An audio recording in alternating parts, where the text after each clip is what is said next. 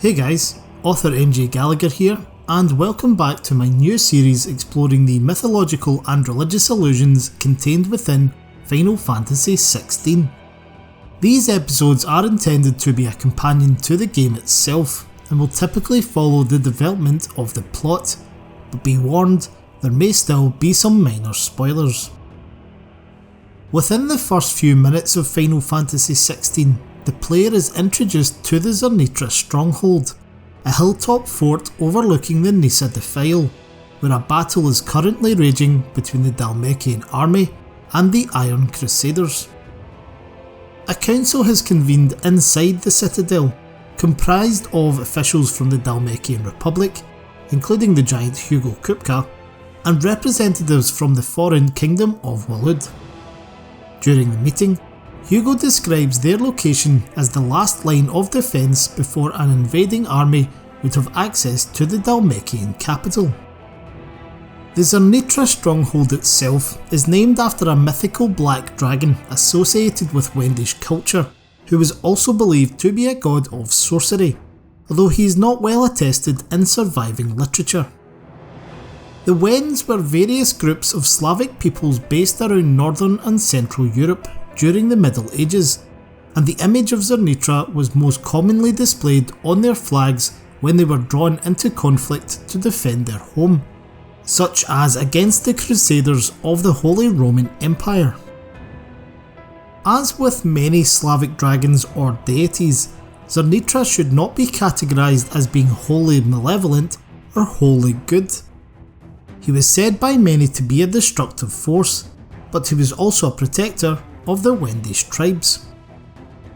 This latter aspect establishes a link to the Dhalmekians, who, in this scenario, are attempting to repel the Iron Crusaders, under the watchful gaze of the Zirnitra Stronghold.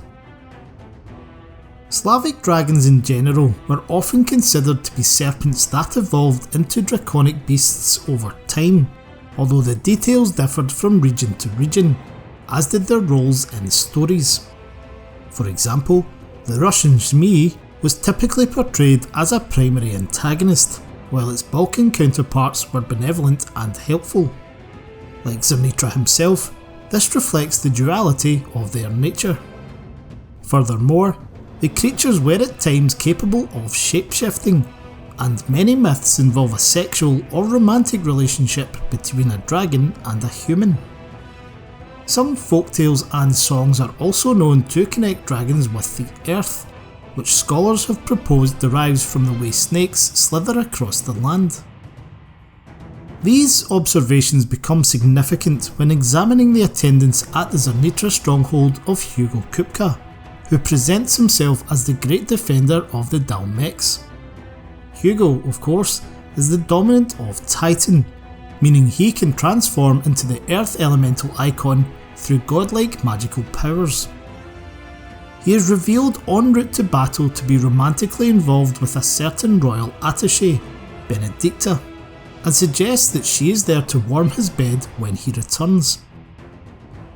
Final Fantasy XVI's trailers and pre-release information made no secret of Hugo eventually becoming an enemy of Clive, the game's main hero, and he is clearly shown to be dismissive and intimidating towards the other council members, before taking action to benefit his nation. As such, the complexity of his character means he too is neither wholly good or wholly evil.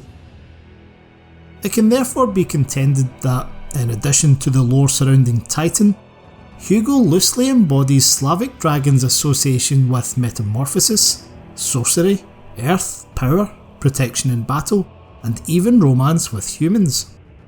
And if that wasn't compelling enough, his outfit in this scene consists of a shirt and trousers made from black reptilian scales, comparable to the description of Zirnitra himself.